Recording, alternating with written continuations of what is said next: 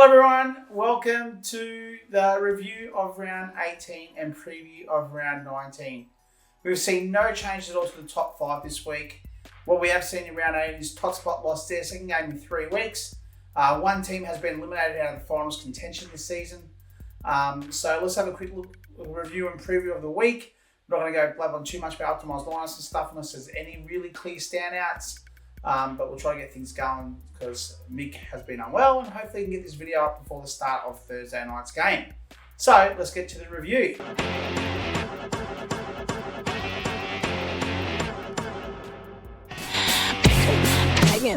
Lock it in. Sats for rides. It's time to win. But Footywired. Footywired. Footywired.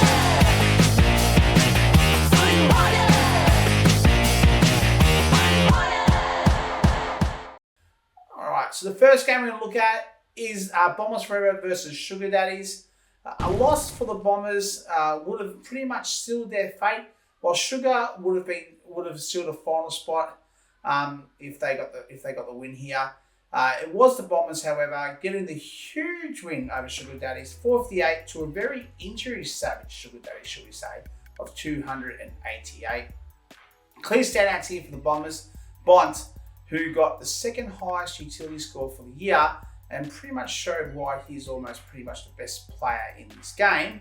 So pretty much a few times, didn't I? He got 134. Roadbottom was unlucky not to have best on. He got 71 as a tackler, and Manna as a half forward got 45. Whereas for Sugar Daddies, they lost Martin to an ACL, they lost Tuk to a hammy, and Dale done nothing. And for next week, they're not going to have Cherry.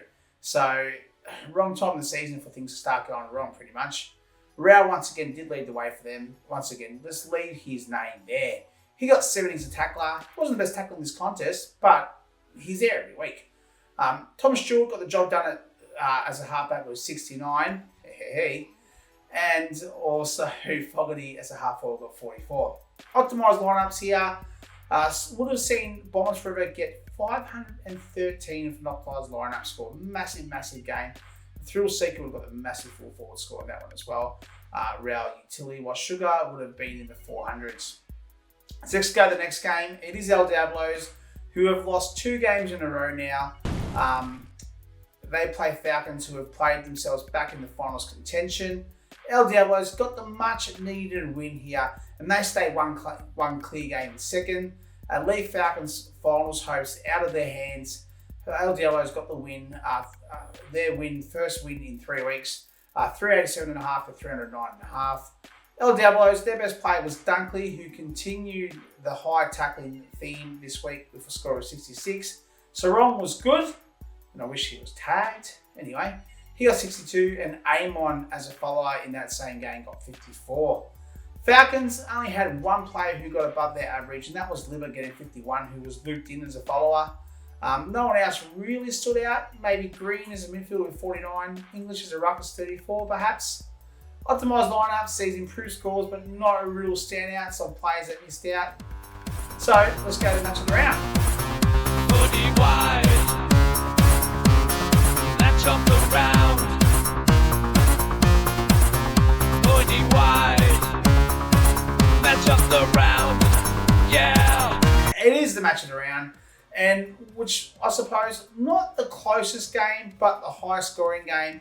It was first versus third. It was a derby. It was between the Gods and the Gators, and it was the Gators getting the win, 408.5 to 373. Gods, well, they claimed their loss was due to injuries, but let's have a look at it. Brayshaw went off with 30 seconds to go, and Rosie went off in the third quarter. Only played 30% less than what he actually usually does in a game. Still, that wasn't going to affect his score, and he probably still wasn't going to get the win. You're crazy, man. You're crazy. I like you, but you're crazy. Gods, their best was Brayshaw, who went off 30 seconds to go. Imagine what he would have got if he played a full game. He got 108 as utility. Dacos got around 30 points in the last quarter to get 62 as a midfielder, and Sweet as a ruck got 42. For Gators, they kept their top 2 chances alive and still in the hunt for that second chance in the finals. They had a good shine from Norden at a full 4 with 51. Neil was looped in at the midfield spot with 60, and Butters brought it home with 47 as a half forward. Optimised lineup here. This is a closer contest, a few positional changes, and a couple of inclusions for both teams. So the next game now, it's Rangers, who were looking to hold on to their final spot. They played Seek and Destroy, who wanted to keep their chances alive. It was the Rangers getting the win here, 416.5 to 343. This sends Seek and Destroy out fishing. They're gone.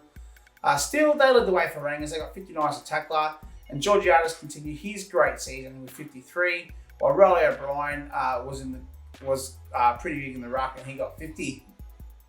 Seek and Destroy had a very, very good game for Horn Francis, who, despite a broken foot, got 59.5 ball with a couple of late goals. Clark, he was really good with 57 as a midfielder, and really as a halfback got 45. Optimised lineup says a big score for Rangers with 2 inclusions to change the utility, while Seek and Destroy, they changed their forward line completely.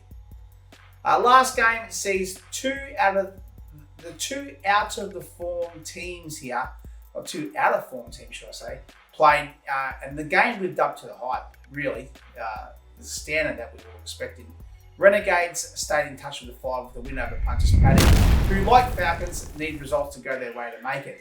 Renegades got 350.5 to 327.5. Renegades, they're led by Worrell as a halfback with 58. Nova got 52 as a follower, and Bratton got 42 as a half forward.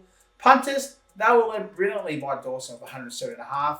Meek once again stood out as a ruckman with 51, and their mids were great with Richards got 63 as a midfielder. The follower was pretty good too. I can't remember who it was. Midfielder it was.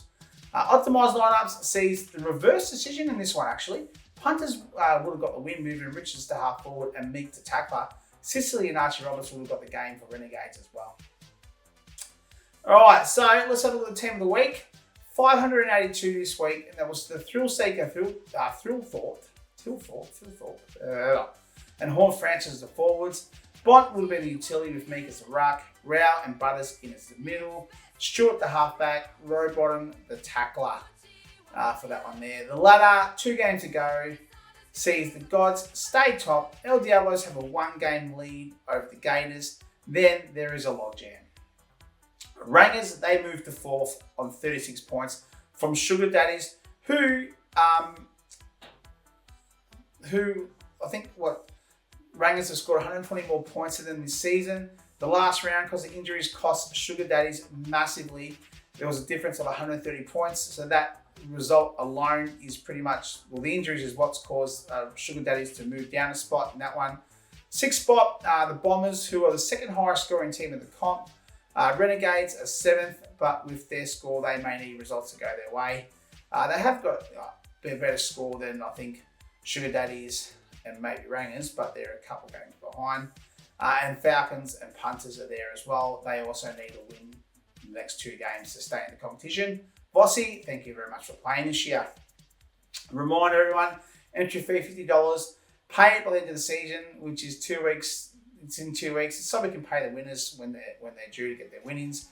Last year, Sugar, Punters, and Falcons all won money, and they carried their winnings over to the new season. So they've already paid their entry fee.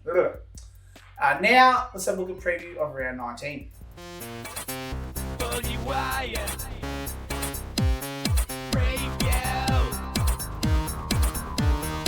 Right, it is the penultimate round, and the run home for a few teams is getting very interesting. El Diablos, they're playing Punters and Sugar Daddies. Gators play Rangers and Seek and Destroy. Sugar, they not only play El Diablos, but they also play Renegades. And they have 2 games with teams fighting for positions, Sugar Daddies do, so it could be an all-in contest here. Rangers, not only do they play the Gators, but they also have the Gods. Now, those 3 teams, Rangers, Gators, and Gods, are the 3 informed teams of the competition based on the last 3 rounds. Bombers have Seek and Destroy, and Renegades 2 teams below them on the ladder and form table. So they will be favoured to make the finals playing those 2 teams, you would think, based on form. Falcons, they've got Gods and Punters, and like Renegades and Punters, they need to win both games to stay in this competition.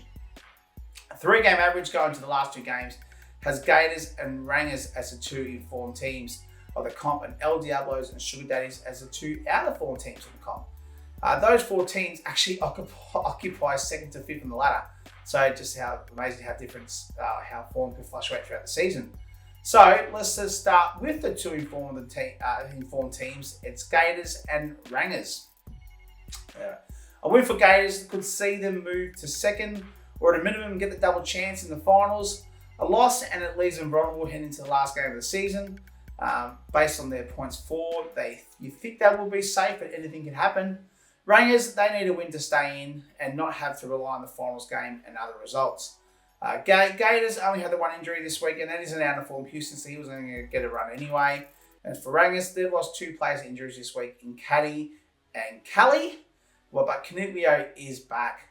Possible loopholes here for Gators. Well, there's a number to choose from, and really, at this stage, it's Wednesday night, it's 10 p.m. at night, and I don't know who I'm going to choose. But Ash playing Thursday, Neil, Norden, or Zorko Friday, even Andrews, or even Newcomb, Moore, or Butters early Saturday. A few to choose from, really. Rangers should really go Merritt or Caniglio on Thursday night, but once again, do they do their team? When do they look at their team? Who knows? And if they don't play any of them, then they can really only go players that are playing pretty much Saturday night, which is their Tigers or Melbourne players. All right, game 2, Falcons and the Gods. Falcons are out if they lose and may have the Gods at the right time given the recent poor form of the Gods. As I said, they've lost 2 of the last 3. Although they're still ranked 3rd in the 3-game average, of course. Falcons are 4th on the form table, so this could actually be a pretty good game. Falcons have no new injuries with Waldo available. Crouch, I think he's not longer injured, but I think he's playing sample, so he's not going to play. Gods have Rosie, who's a test after hurt his little pinky last week. Hopefully Brayshaw is okay as well, because he did miss 30 seconds last week, and who knows if he's going to be able to play or not. I hope he's okay. Please. Anyway, possible loopholes here. Callahan, Thursday night, is the most likely choice for Falcons, but he does have a few of his dog boys playing on Friday in Libba, Kennedy, and English.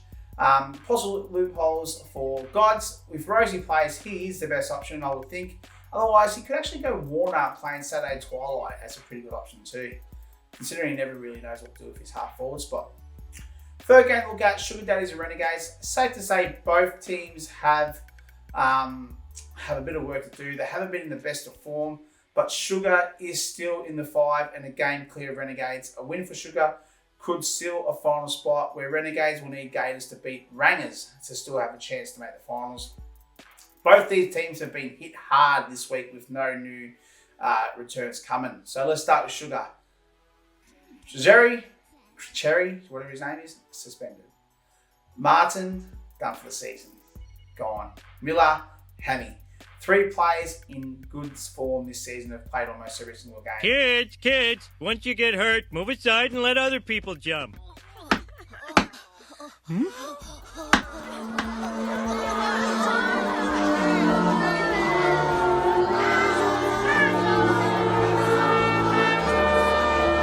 For Renegades, Hogan, well, he's been managed or injured, whatever he is. Setterfield, well, he plays for Essendon, so everyone's injured there. And once again, 2 of their better players and players have been playing every single week. Sugar, they've put Himmelberg as a loophole, and Renegades have put in Durham as a loophole, both playing on Thursday night. So look at game 4, Punters and El Diablo. These teams met 2 weeks ago. Punters got the win over here by 10 points. Didn't have Lockie Whitfield that game either. El Diablos, they will wrap up the second chance with a win, while Punters will still have a glimmer of hope to make the finals if they get the win here. Lose, and he's gone fishing as well. Punters have lost Howe this week to injury, and Graham said a naughty word. So so he's out. Myercheck is back if he is selected, of course. He was rested last week. El Diablos, no new injuries or returns for El Diablos. Loopholes, options here, Punters, Whitfield Thursday night or Bedford, probably Whitfield, I reckon. And for Friday, some good options here as well for him. Diablos, they got Green, Dunkley, McCluggage, great options as well. So there's some pretty good options for loopholes there too for both those players. Let's have a look at the last game in the of the round. It's the already eliminated Seek and Destroy, hoping to also win the finals chances of Bombers Forever. Now, Bombers Forever had a massive week last week. Can't even talk, mate. It's getting late.